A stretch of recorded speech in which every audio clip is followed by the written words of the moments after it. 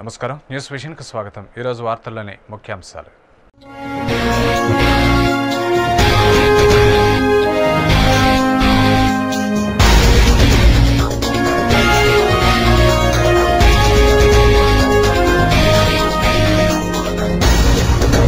అంగరంగ వైభవంగా రథోత్సవం, దేవేరులతో కలిసి భక్తులను కటాక్షించిన కోదండరాముడు, రామనామ స్మరణలతో మారు మ్రోగిన తిరువీధులు।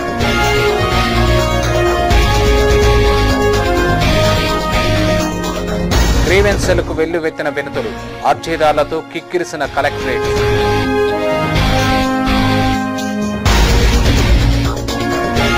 ఎస్సీ ఎస్టీల సమస్యలను సత్వరమే పరిష్కరించాలి, వారి హక్కులను పరిరక్షించాలి। భారతీయ అంబేద్కర్ సేన డిమాండ్, జిల్లా కలెక్టర్ ఎదుట దీక్ష।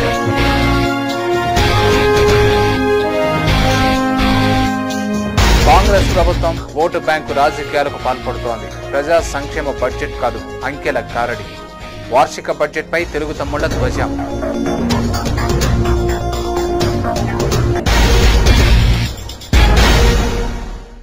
వార్తల్లోని వివరాలు। గ్రీవెన్స్ డే నేపథ్యంలో అర్జీదారులతో జిల్లా కలెక్టర్ కార్యాలయం కిటకిటలాడింది। వ్యక్తిగత సామాజిక సమస్యల పరిష్కారం కోరుతూ జిల్లా నలుమూలల నుంచి అధిక సంఖ్యలో అర్జీదారులు జిల్లా కలెక్టర్కు వినతి పత్రాలు సమర్పించారు। ఈ కార్యక్రమంలో జిల్లా collector Salman Arogyaraju, joint collector Vinay Chand, అదనపు జాయింట్ కలెక్టర్ ఓవి సుబ్బారెడ్డి, జిల్లా న్యాయ అధికార సేవా సంస్థ కార్యదర్శి నాగేశ్వరరావు, డ్వామా డిఆర్డీఏ ప్రాజెక్టు డైరెక్టర్లు విఆర్ చంద్రమౌళి, అనిల్ కుమార్ రెడ్డి, వివిధ శాఖల జిల్లా అధికారులు పాల్గొన్నారు। పుత్తూరులో పోలీసులచే దెబ్బతిన్న నందిమంగళం దళితుడు చంద్రయ్య మృతికి కారకులైన పోలీసు అధికారిని వెంటనే సస్పెండ్ చేయాలని జిల్లా ముస్లిం సంక్షేమ సంఘం నాయకులు డిమాండ్ చేశారు। ఈ మేరకు ముస్లిం సంక్షేమ సంఘం నాయకులు అఫ్జల్ ఖాన్, జహంగీర్ ఖాన్, నౌషాద్ సోమవారం జిల్లా కలెక్టర్కు వినతి పత్రం సమర్పించారు। ఈ సందర్భంగా వారు మీడియా ప్రతినిధులతో మాట్లాడుతూ మృతుని కుటుంబానికి 50 లక్షల రూపాయల నష్టపరిహారం చెల్లించాలని, ప్రభుత్వ ఉద్యోగం ఇవ్వాలని డిమాండ్ చేశారు। జిల్లాలో ఎక్కడ కూడా ఈ స్టాండర్డ్గా ఎస్ఐలు సిఐలు ఉన్నారు। మార్పులు అసలు వాళ్ళ సమయం 3 సంవత్సరాలు 4 సంవత్సరాలు అయితే కూడా ఒకే తావులు ఉన్నారు। ఒకే తావులోనే 2-3 వీధుల్లోనే మారుతూ ఉన్నారు, కానీ వాళ్ళని ఎక్కువ వేరే కాన్స్టిట్యూషన్ మార్చలేదు। దీనివల్ల అక్కడున్న వీళ్ళ దౌర్జన్యాలు చేస్తూ కొడుతూ ఈరోజు ఒక ప్రాణం తీసేశారు। చిన్న బిడ్డలు అల్లాడిపోతున్నారు వాళ్ళ కుటుంబంలో। అలాంటి ఎస్ఐని కఠినమైన శిక్ష ఇచ్చి, మర్డర్ కేసు పెట్టించి అతన్ని కఠినంగా శిక్షించాలని మేము మైనార్టీ అసెంబ్లీ సమావేశాల్లో రాష్ట్ర ప్రభుత్వం ప్రవేశపెట్టిన వార్షిక బడ్జెట్ ఓటర్లను మభ్యపెట్టే విధంగా ఉందని టీడీపీ రాష్ట్ర కార్యదర్శి నరసింహ యాదవ్ విమర్శించారు। సోమవారం తిరుపతి ప్రెస్ క్లబ్లో ఏర్పాటు చేసిన విలేకరుల సమావేశంలో ఆయన మాట్లాడుతూ ఆర్థిక శాఖ మంత్రి ఆనం రామనారాయణ రెడ్డి ప్రవేశపెట్టిన వార్షిక బడ్జెట్ సంతృప్తికరంగా లేదన్నారు। ఇది ఓట్లు దండుకునే బడ్జెట్ అని ఎద్దేవా చేశారు। రైతుల ప్రభుత్వం అని గొప్పలు చెప్పుకునే కాంగ్రెస్ ప్రభుత్వం వ్యవసాయ రంగాన్ని విస్మరించడం విడ్డూరంగా ఉందని విమర్శించారు। 2014 సార్వత్రిక ఎన్నికలను దృష్టిలో ఉంచుకుని బడ్జెట్ను ప్రవేశపెట్టారే తప్ప దీనివల్ల సామాన్య ప్రజలకు ఒరిగేదేమీ లేదన్నారు। ఇది కంటి తుడుపు బడ్జెట్ అన్నారు। ఇందులో పారదర్శకత కనిపించడం లేదని దుయ్యబట్టారు। గత బడ్జెట్లో ఇచ్చిన హామీల్ని ఇంతవరకు నెరవేర్చలేదని, ఈ బడ్జెట్లో ఇచ్చిన వాగ్దానాలను ఎంతవరకు అమలు చేస్తారని ఆయన ప్రశ్నించారు। కేంద్ర రాష్ట్ర ప్రభుత్వాలు అనుసరిస్తున్న ప్రజా వ్యతిరేక విధానాలతో ప్రజలు బెంబేలెత్తిపోతున్నారని, ఆర్భాటాలు మాని ప్రజా సంక్షేమంపై దృష్టి సారించాలని డిమాండ్ చేశారు। లేని పక్షంలో ప్రజా ఆగ్రహానికి గురికాక తప్పదని నరసింహ యాదవ్ హెచ్చరించారు। ఈ విలేకరుల సమావేశంలో ఆ పార్టీ నాయకులు గోవింద కృష్ణయ్య, దేవ, రామారావు, మైనం బాలాజీ పాల్గొన్నారు। వ్యవసాయ కార్యాచరణ ప్రణాళికను చదివి చూపిస్తారు అంటే ఒకసారి బడ్జెట్లో పెట్టేటప్పుడు కనీసం ఈ దేశంలో రాజ్యాంగ విలువను కూడా పక్కన పెట్టేసి బడ్జెట్కు సంబంధించి నిధులు పెట్టుకోకుండా ప్రత్యేక బడ్జెట్ పెడితే ఓకే, అలా కాకుండా ఆ బడ్జెట్ కార్యాచరణ ప్రణాళిక అనేసి కన్సల్ట్ మినిస్టర్ దగ్గర చదివి చేయడం, రాబోయే రోజులు మేము అది చేస్తామని చేటబారుతాం మారిగా చెప్పేయడం అంటే అసెంబ్లీని కూడా వీళ్ళు ఎంత మోసం చేసి రైతులను మద్దతు పెడతారనేది ఈరోజు ప్రత్యక్షంగా కూడా అసెంబ్లీలో, అందుకనే ఈరోజు తెలుగుదేశం పార్టీ బాయ్కాట్ చేసింది। మీరు రైతుల బడ్జెట్ పెడతామని చెప్పి రైతులకు ప్రత్యేక బడ్జెట్ కార్యాచరణ ప్రణాళికను చదవడమైంది। మధ్యాహ్న భోజన పథకం అమలులో పథకం నిర్వాహకులు పారదర్శకత పాటించాలని భోజన పథకం రాష్ట్ర డైరెక్టర్ ప్రసాద్ కోరారు। పాఠశాలల్లో మధ్యాహ్న భోజన పథకం అమలుపై పైలట్ ప్రాజెక్టు కింద చిత్తూరు మండలంలో సామాజిక తనిఖీ, జవాబుదారీతనం, పారదర్శకత సంస్థ ఈ నెల 2వ తేదీ నుంచి సమీక్షించింది.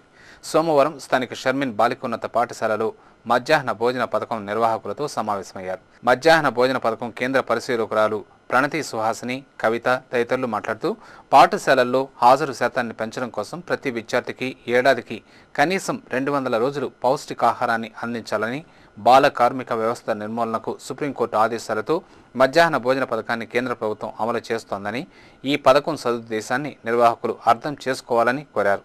ఈ కార్యక్రమంలో జిల్లా విద్యాశాఖ అధికారి ప్రతాప్ రెడ్డి తదితరులు పాల్గొన్నారు. చిన్నపిల్లల్లో ఏ విటమిన్ లోపిస్తే కంటి చూపు తగ్గి రేచీకటి వస్తుందని ఎస్పీహెచ్ఓ లీలా తెలిపారు. విటమిన్ ఏ ద్రవం ప్రత్యేక పంపిణీ కార్యక్రమాన్ని సోమవారం పలంనేరులో ఎస్పీహెచ్ఓ లీలా ప్రారంభించారు. 9 నెలల వయసు గల చిన్నారుల నుండి 5 సంవత్సరాల వయసులోపు ఉన్న పిల్లలందరికీ విటమిన్ ఏ ద్రవం ఉచితంగా పంపిణీ చేశారు. ఈ సందర్భంగా ఎస్పీహెచ్ఓ లీలా మాట్లాడుతూ రాష్ట్ర ప్రభుత్వం ఆరోగ్య శాఖ ఆధ్వర్యంలో ఈ నెల 18 నుండి 23వ తేదీ వరకు విటమిన్ ఏ ద్రవం ప్రత్యేక పంపిణీ కార్యక్రమాన్ని జిల్లా అంతటా నిర్వహిస్తున్నామని తెలిపారు. పలమనేరులో 15,600 మంది 9 నెలల వయసు నుండి 5 సంవత్సరాల లోపు పిల్లలు ఉన్నారని చెప్పారు.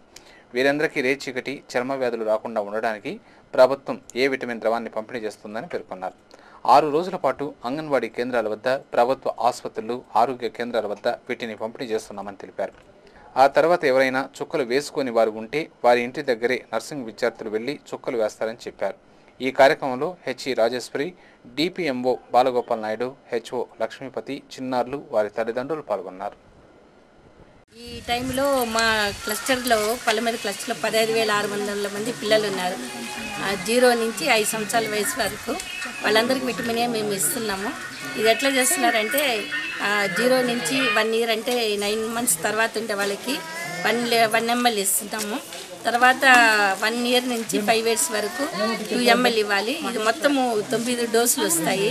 ఈ విటమిన్ ఏ వచ్చి డెఫిషియన్సీ వచ్చిందంటే పిల్లలకి రేచీటకు రాగటము, లేదా కంటి నరాలు ఏమైనా కెరటోమలేషియా అంటే కార్నియా దెబ్బతింటాము, చూపు తగ్గిపోతుంది, ఈ చర్మ వ్యాధులంతా వస్తాయి. కాబట్టి అవన్నీ నివారించేదానికి ఈ క్యాంప్ పెడుతున్నాము. చేతి పంపు మెకానికులకు సర్వీసులను క్రమబద్ధీకరించాలని సిఐటియు డిమాండ్ చేసింది. సిఐటియు ఆధ్వర్యంలో చేతి పంపు మెకానిక్ ఎంప్లాయీస్ అసోసియేషన్ సభ్యులు సోమవారం జిల్లా కలెక్టర్ కార్యాలయం ఎదుట నిరసన చేపట్టారు.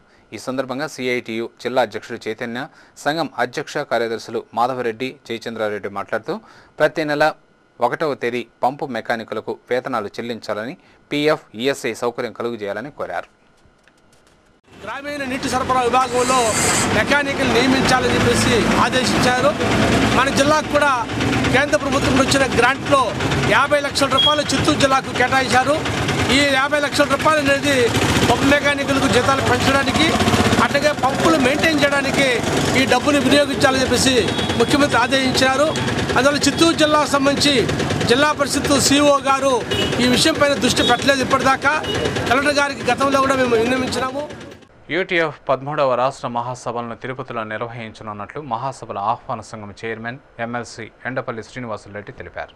సోమవారం తిరుపతి ప్రెస్ క్లబ్లో ఏర్పాటు చేసిన విలేకరుల సమావేశంలో ఆయన మాట్లాడుతూ ఏప్రిల్ 27, 28, 29 తేదీల్లో ఆంధ్రప్రదేశ్ ఐక్య ఉపాధ్యాయ ఫెడరేషన్ 13వ రాష్ట్ర మహాసభలను తిరుపతిలో నిర్వహిస్తున్నామన్నారు. రాష్ట్ర ప్రభుత్వం అనుసరిస్తున్న విద్యా వ్యతిరేక విధానాల వల్ల విద్యారంగం పూర్తిగా విచ్ఛిన్నమైపోతోందని ఆవేదన వ్యక్తం చేశారు. యూటీఎఫ్ రాష్ట్ర మహాసభల సందర్భంగా ఈ అంశాన్ని చర్చించి నిర్వీర్యమైపోతున్న విద్యా వ్యవస్థను గాడిలో పెట్టేందుకు సమగ్ర ప్రణాళికను రూపొందించి ప్రభుత్వంపై ఒత్తిడి చేస్తామని చెప్పారు. అంతేగాక అధ్యాపకుల సంక్షేమాన్ని పూర్తిగా విస్మరించిన పాలకుల తీరును ఎండగట్టేందుకు కార్యాచరణను రూపొందిస్తామని తెలిపారు. ఈ మహాసభలకు ఎంతో ప్రాధాన్యం ఉందని, అధ్యాపకులు, ఉపాధ్యాయ సంఘాల ప్రతినిధులు, విద్యావేత్తలు వేలాది మంది తరలివచ్చి వీటిని జయప్రదం చేయాలని ఆయన పిలుపునిచ్చారు. విద్యారంగ విలువలను, ప్రమాణాలను సమానపూరితంగా పెంచడానికి మరియు విద్యారంగం యొక్క నేటి పరిస్థితిని మనం ఈ యొక్క రాష్ట్ర మహాసభల్లో ఒక చర్చకు తీసుకురావడానికి ఒక వినూత్నమైన ప్రయోగాన్ని ఈ తిరుపతి పట్టణంలో రాష్ట్ర మహాసభల ద్వారా తలపెట్టనున్నారు. ఈ యొక్క రాష్ట్ర మహాసభలకు ఈ యొక్క మహాసభలను దిగ్విజయం చేయడానికి మొట్టమొదటిగా పత్రికా విలేకరులుగా మిమ్మల్ని అందరినీ మనఃపూర్వకంగా సహకరించి మరియు తోడ్పడి ఈ రాష్ట్ర మహాసభలు తిరుపతిలో జరుగుతున్నవి కాబట్టి ఈ మహాసభలు మన అందరివి అని చెప్పి భావించి వాటికి తోడ్పడాలని చెప్పి మొట్టమొదటగా మిమ్మల్ని మనసారా విజ్ఞప్తి చేస్తున్నాం. అనంతరం యూటీఎఫ్ జిల్లా కార్యదర్శి నిర్మల మాట్లాడుతూ ఉపాధ్యాయుల సమస్యలను పరిష్కరించడంలో రాష్ట్ర ప్రభుత్వం నిర్లక్ష్య వైఖరితో వ్యవహరిస్తోందని ఆరోపించారు. పాఠశాలల్లో మెరుగైన విద్యను అందించాలని, ప్రభుత్వం అధ్యాపకుల సంక్షేమంపై దృష్టి సారించాలనే లక్ష్యాలతో ఈ మహాసభలను నిర్వహిస్తున్నామని చెప్పారు. తమ హక్కుల సాధన కోసం నిర్వహిస్తున్న యూటీఎఫ్ మహాసభలకు ప్రతి ఉపాధ్యాయుడు హాజరు కావాలని ఆమె కోరారు. ఈ విలేకరుల సమావేశంలో యూటీఎఫ్ మహాసభల ఆహ్వాన సంఘం నాయకులు శ్రీరామ్మూర్తి, సోమచంద్రారెడ్డి, ముత్యాలరెడ్డి, బండి మధుసూదన్ రెడ్డి, వరలక్ష్మి తదితరులు పాల్గొన్నారు. ఉపాధ్యాయ సమస్యలు ఏవైతే ఉన్నాయో పెండింగ్ లో ఉన్న సమస్యలకు పరిష్కారం కొరకు రాష్ట్రంలో విద్యాభివృద్ధి మరింత పెంపొందించే విధంగా ఈ రాష్ట్ర మహాసభలు మన తిరుపతిలో సంతరించుకుంటా ఉన్నాయి. ఈ సందర్భంగా ఉపాధ్యాయ రంగంలో ఉన్నటువంటి ప్రతి ఒక్కరు కూడా స్పందించి మహాసభలు జయప్రదం చేయడానికి ప్రతి ఉపాధ్యాయుడు కృషి చేయాలని చెప్పేసి దానికి మీ వంతు సహకారాన్ని మరింతగా అందించడానికి ప్రయత్నం చేయాలని చెప్పేసి యూటీఎఫ్ పక్షాన ఉపాధ్యాయులందరినీ కూడా మేము కోరుకుంటూ ఉన్నాము. పారిశుధ్య కార్మికుల పిల్లలకు ప్రభుత్వం వెంటనే ఉపకార వేతనాలు పంపిణీ చేయాలని సంఘమిత్ర సేవా సంస్థ డిమాండ్ చేసింది. సోమవారం సంఘమిత్ర సేవా సంస్థ ఆధ్వర్యంలో పారిశుధ్య కార్మికులు జిల్లా కలెక్టర్కు వినతి పత్రం సమర్పించారు. అనంతరం వారు మీడియా ప్రతినిధులతో మాట్లాడుతూ సఫాయి కర్మచారి చట్ట ప్రకారం పారిశుధ్య కార్మికులకు ఉపకార వేతనాలు ప్రభుత్వం పంపిణీ చేయకపోవడంతో ప్రతి ఏటా డ్రాప్ అవుట్స్ సంఖ్య పెరిగిపోతోందని చెప్పారు. ఈ బాకీ పనులకు రాకుండా ఉండాలని చేయాలనే ఉద్దేశంతో ప్రభుత్వం ద్వారా వచ్చేటటువంటి అనేక రూపాల్లో ఉన్నటువంటి ఉపకార వేతనాలు కానీ, ఈ స్వయం ఉపాధి పథకంలో ఉన్నటువంటి ప్రభుత్వ లోన్లు కానీ ఈ తీపించాలనే ఉద్దేశంతో అనేక కార్యక్రమాలు చేపడుతున్నాం. ఇందులో భాగంగా చిత్తూరు జిల్లాలో ఉన్నటువంటి 1వ తరగతి నుంచి 10వ తరగతి వరకు ఉన్నటువంటి పిల్లలందరికీ కూడా దరిదాపు 1000 మంది పిల్లలకు స్కాలర్షిప్కి అప్లై చేయడం జరిగింది. 2011-12 విద్యా సంవత్సరానికలో 500 మంది పిల్లలకు ఉపకార వేతనాలు ఇంకా ప్రభుత్వం మంజూరు చేయకుండా పిల్లల పట్ల వివక్ష చూపుతుంది. విషపూరిత ఆహారాన్ని తిన్న వానరముఖ మృత్యువాత పడిన సంఘటన సోమవారం జరిగింది.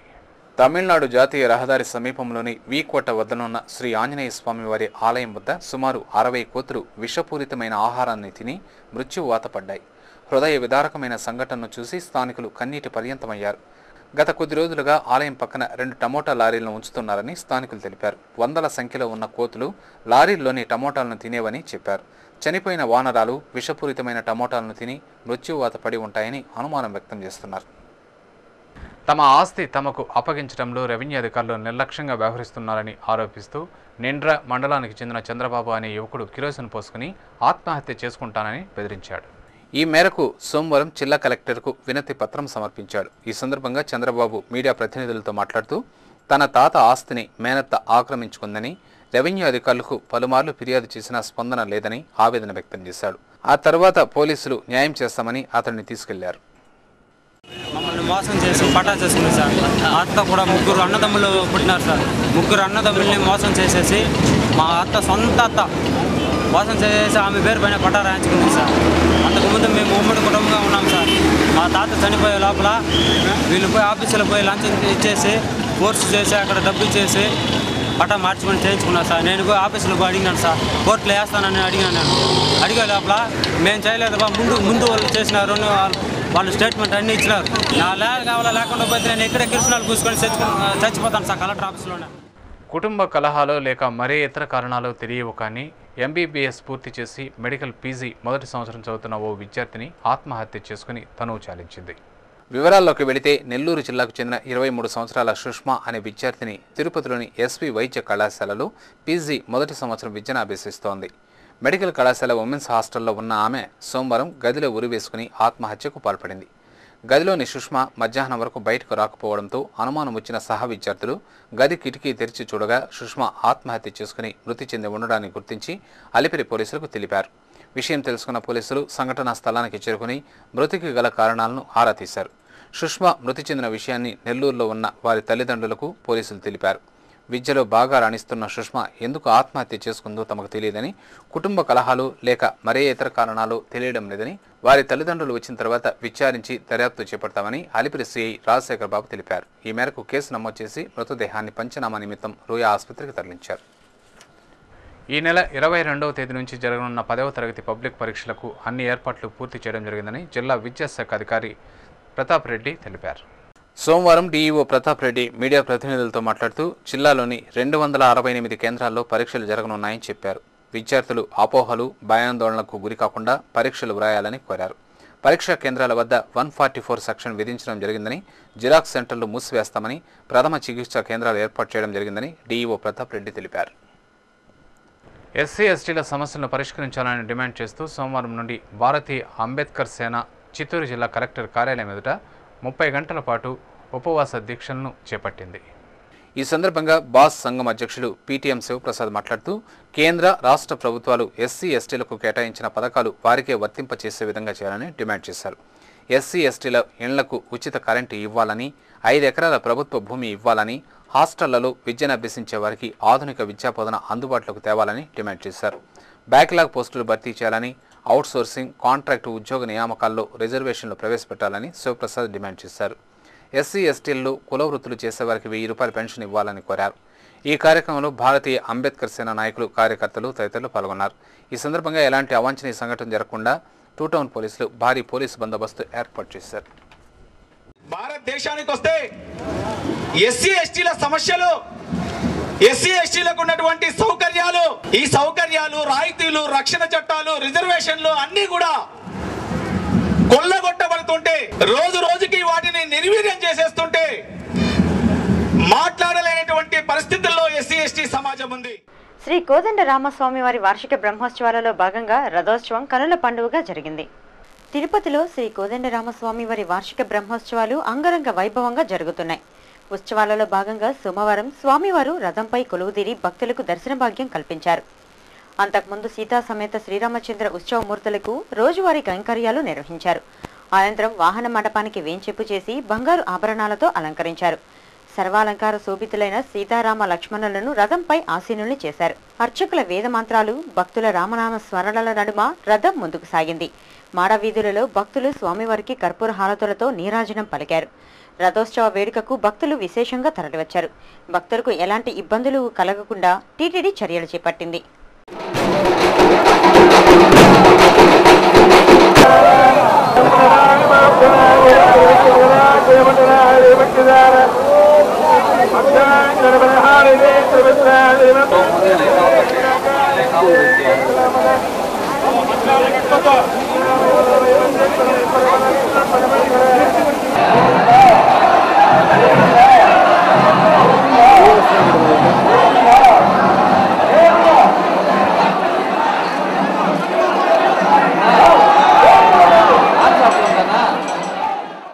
ఈ సందర్భంగా టీటీడీ ఈవో ఎల్వి సుబ్రహ్మణ్యం మాట్లాడుతూ భక్తులలో ఆధ్యాత్మిక చింతన పెంపొందించడానికి టీటీడీ ఆధ్వర్యంలో అన్ని చర్యలు చేపట్టామన్నారు.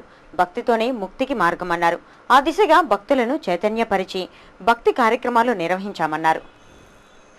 రథంలో ఈ రథయాత్రలో పాల్గొనడానికి విశేషంగా భక్తజనులందరూ విచ్చేశారు.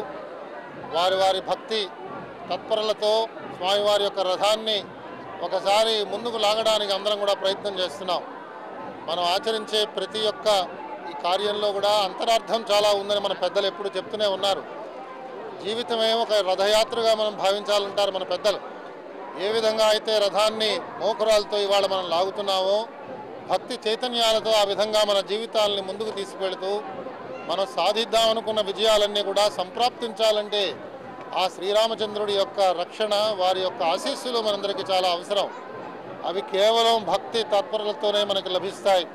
మనందరం కూడా పెద్ద పాండిత్యం ఉన్నవారం కాదు, యజ్ఞ యాగాదులు చేయగలిగే సామర్థ్యం కూడా లేదు మనందరికీ కూడా.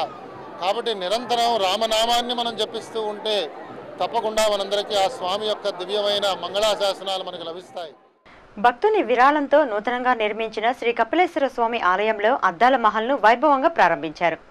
తిరుపతి మాజీ శాసనసభ్యులు వెంకట్రమణ కపిల్ తీర్థం కపిలేశ్వర స్వామి ఆలయంలో అద్దాల మహల్ను నిర్మించి స్వామికి కానుకగా అందజేశారు. ఈ అద్దాల మహల్ని సోమవారం ప్రారంభించారు. ఈ కార్యక్రమానికి ముఖ్య అతిథులుగా TTD EO L V Subrahmanyam, Tirupati JEO Venkatramareddy హాజరై పూజాది కార్యక్రమాలలో పాల్గొని అద్దాల మహల్ను ప్రారంభించారు. ఈ సందర్భంగా ఈవో మీడియాతో మాట్లాడుతూ భక్తుల విరాళాలతో ఆలయాలు మరింత అభివృద్ధి సాధిస్తోందని అన్నారు. కపిల్ తీర్థం కపిలేశ్వర స్వామి ఆలయంలో సాంప్రదాయబద్ధంగా పూజాది కార్యక్రమాలను నిర్వహిస్తున్నామని, భక్తుల సంఖ్య కూడా గణనీయంగా పెరుగుతోందని ఆయన అభిప్రాయపడ్డారు. దేవాలయాల అభివృద్ధికి ఎప్పుడు కూడా దాతలే కారణం అవుతున్నారు. చాలా శుభసూచకం. దాతలు వారి కోరికల మేరకు ఒక్కొక్కరు ఒక్కొక్క విధంగా దేవాలయాన్ని అందాలు దిద్దుతున్నారు. తప్పకుండా ఇతర భక్తులందరికీ దీనివల్ల స్వామివారికి సేవ చేసుకునే మహద్భాగ్యం లభిస్తుంది.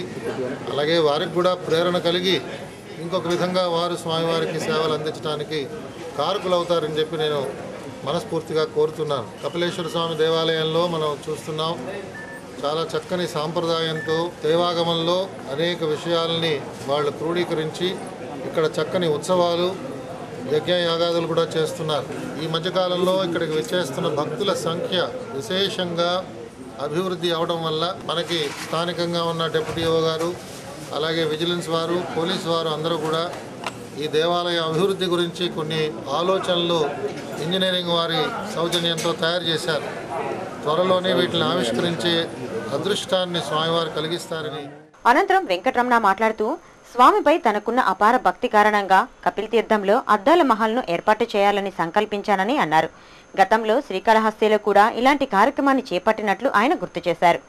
ఈ కార్యక్రమంలో CV&SO అశోక్ కుమార్, PRO రవి, ఆలయ అధికారులు, సిబ్బంది, భక్తులు పాల్గొన్నారు. శివుడికి కూడా అద్దాల మహల్ చేయడం జరిగింది. ఆ తర్వాత అమ్మవారికి కూడా చేయడం జరిగింది.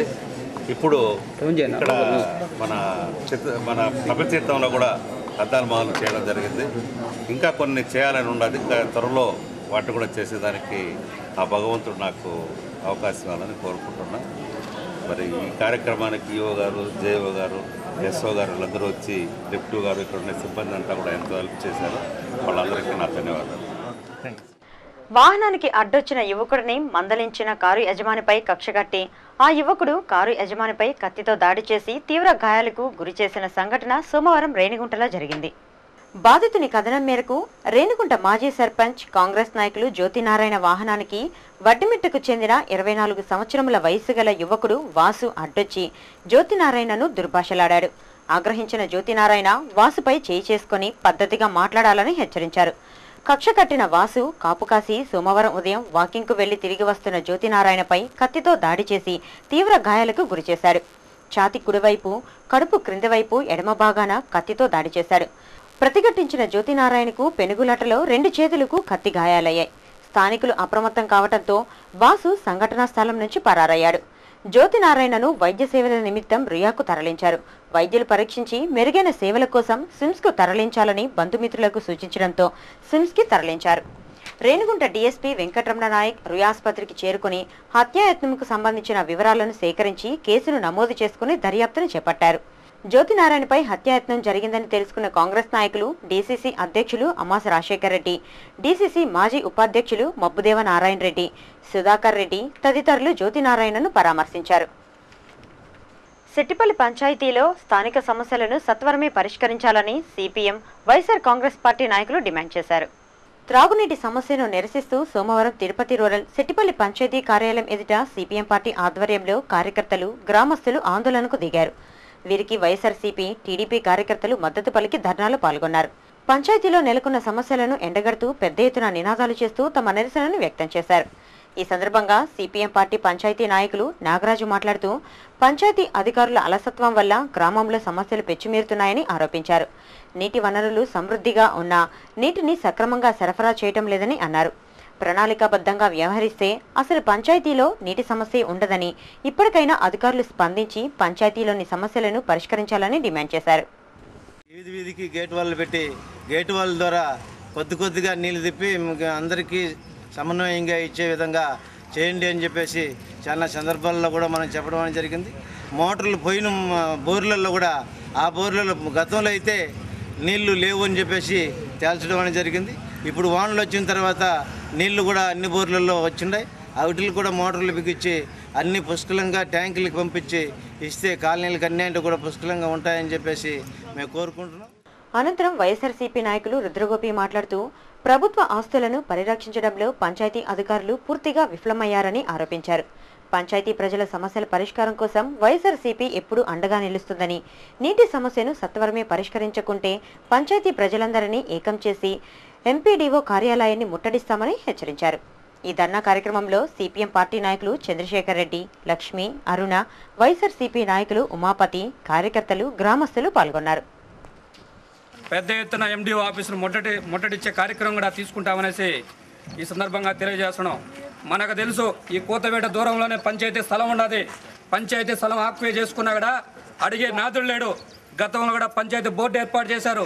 ఈరోజు రాజకీయ నాయకుల అండదండలతో ఈరోజు దాన్ని కుమ్మక్క చేసి వీళ్ళందరూ కూడా ఎక్కడ బయటపడుతుంది అనేసి విదేశాలకు పోయేసి జల్సాలు చేసుకుంటారో అది పట్టించుకునే నాదుడే లేడు. ఈరోజు ఈ పంచాయతీ ఆఫీసు అధికారులు కూడా ఇక్కడున్న ప్రభుత్వ స్థలాన్ని కూడా రక్షించాలనేసి మేము వైఎస్ఆర్ పార్టీ తరఫున కోరుకుంటూ, నిర్దిష్టమైన లక్ష్యం, నిబద్ధతతో కూడిన కార్యాచరణను ఆచరిస్తే ఉత్తమమైన ఫలితాలను సాధించవచ్చునని ప్రముఖ సినీ కథా రచయిత చిన్ని కృష్ణ విద్యార్థులకు పిలుపునిచ్చారు.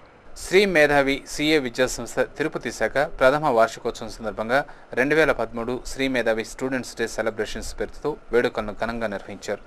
తిరుపతిలోని ఓ ప్రైవేట్ హోటల్లో నిర్వహించిన ఈ కార్యక్రమానికి ముఖ్య అతిథులుగా సినీ కథా రచయిత చిన్ని కృష్ణ, ప్రముఖ రచయిత కోట పురుషోత్తం, అభయ క్షేత్రం వ్యవస్థాపకురాలు తస్లిమా బేగం, శ్రీ మేధావి తిరుపతి శాఖ డైరెక్టర్ షరీఫ్, ఏజీఎం హరిప్రసాద్, అష్రఫ్ హాజరయ్యారు. ముందుగా అతిథులు జ్యోతి ప్రజ్వలన చేసి కార్యక్రమాన్ని ప్రారంభించారు. ఈ సందర్భంగా అతిథులు చిన్ని కృష్ణ మాట్లాడుతూ, మనిషి సాధించలేనిది ఏదీ లేదని, నిర్దిష్టమైన లక్ష్యం, నిబద్ధతతో కూడిన ప్రయత్నం చేస్తే తప్పక మంచి ఫలితాలు సాధించవచ్చునని అభిప్రాయపడ్డారు. తాను కూడా నిరుపేద కుటుంబం నుండి వచ్చిన వాడినేనని, అయితే తనకు విద్యార్థి దశలో జరిగిన వాస్తవ పరిస్థితులను ఛాలెంజ్గా తీసుకుని పైకొచ్చానని అన్నారు. తన మొదటి సినిమా నరసింహతో ప్రారంభమై ఆ తరువాత నరసింహనాయుడు, ఇంద్ర వంటి సినిమా కథలతో తన రికార్డులను తానే తిరగరాసే స్థాయికి చేరుకోగలిగానని అన్నారు. విద్యావంతులైతేనే సమాజం, దేశం పురోభివృద్ధి సాధిస్తుందని చెప్పారు. అంతకుముందు షరీఫ్ మాట్లాడుతూ, ప్రతి విద్యార్థి అసాధారణ జీవితం గడపాలంటే ముందుగా విద్యావంతులు కావాలని, ఆ అవకాశం కేవలం విద్యార్థి దశలోనే లభిస్తుందని అన్నారు. విద్యార్థులు కేవలం విద్యతో పాటు విలువలను కూడా అలవర్చుకోవాలని సూచించారు. దేశంలో అగ్రగామిగా ఉన్న శ్రీ మేధావి విద్యా సంస్థ ఈ ఏడు కూడా మెరుగైన ఫలితాలు సాధిస్తుందని ఆశాభావం వ్యక్తం చేశారు. వెళ్తున్నారు, మనం వెళ్తున్నాం కాకుండా గొప్ప గొప్ప వాళ్ళని ఫాలో అవడానికి ప్రయత్నించమని, అలాంటి ఒక డిఫరెంట్ గ్రేట్ లీడర్స్గా, గ్రేట్ ఎంటర్ప్రైనర్స్గా తయారవ్వాలని మంచి నడవడితో మీరు ముందుకు సాగాలనుకుంటున్నాను. అనంతరం విద్యార్థులు పలు సాంస్కృతిక కార్యక్రమాలు నిర్వహించారు. ఈ కార్యక్రమంలో ఆ సంస్థ అధ్యాపక బృందం, విద్యార్థులు పాల్గొన్నారు. తిరుమలలో భక్తుల రద్దీ సాధారణంగా ఉంది. సోమవారం సాయంత్రానికి సుమారు 38,000 మంది భక్తులు శ్రీవారిని దర్శించుకోగా ఇంకా 20 కంపార్ట్మెంట్లలో స్వామివారి దర్శనార్థం భక్తులు వేచి ఉన్నారు. సర్వదర్శనం భక్తులు 16 కంపార్ట్మెంట్లలో వేచి ఉండగా వీరికి 7 గంటలు, దివ్యారామం దర్శనం భక్తులు 4 కంపార్ట్మెంట్లలో వేచి ఉండగా వీరికి 2 గంటల సమయం పడుతోందని అధికారులు అంచనా వేస్తున్నారు. అద్దె గదులు, సేవా టికెట్ల విషయానికి వస్తే ఉచిత గదులు 2, 50 రూపాయల గదులు 1, 100 రూపాయల గదులు 18, 500 రూపాయల గదులు 2 ఖాళీగా ఉన్నాయి. ఆర్జిత బ్రహ్మోత్సవం టికెట్లు 37, వసంతోత్సవం టికెట్లు 212, సహస్ర దీపాలంకరణ సేవా టికెట్లు 296 ఉన్నాయి. అందుబాటులో ఉన్న సేవా టికెట్లను తిరుమలలోని విజయ బ్యాంకులో పొందవచ్చునని అధికారులు తెలిపారు. Gold jewellery and silver merchants association సమాచారం మేరకు తిరుపతి బులియన్ మార్కెట్లో బంగారము, వెండి ధరలు ఇలా ఉన్నాయి. 24 క్యారెట్ల అపరంజి బంగారం 10 గ్రాముల ధర 29,550 రూపాయలు. 22 క్యారెట్ల నగల బంగారం 1 గ్రాము ధర 2,783 రూపాయలు. కిలో వెండి ధర 54,115 రూపాయలు. రీటైల్ వెండి 1 గ్రాము ధర 57 రూపాయల 80 పైసలుగా ఉంటుంది. వార్తలు ముగించే ముందు ముఖ్యాంశాలు మరోసారి.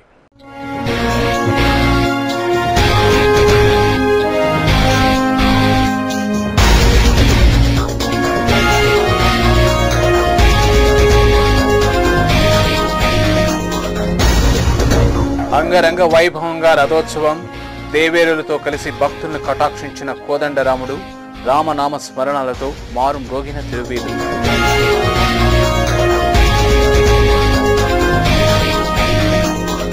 గ్రీవెన్సలకు వెల్లువెత్తిన వినతులు, అర్జీదారులతో కిక్కిరిసిన కలెక్టరేట్.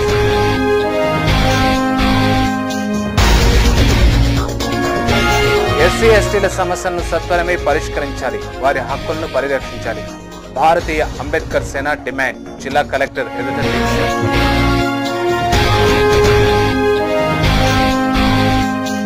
కాంగ్రెస్ ప్రభుత్వం ఓటు బ్యాంకు రాజకీయాలకు పాల్పడుతోంది. ప్రజా సంక్షేమ బడ్జెట్ కాదు, అంకెల గారడి. వార్షిక బడ్జెట్పై తెలుగు తమ్ముళ్ల ధ్వజం.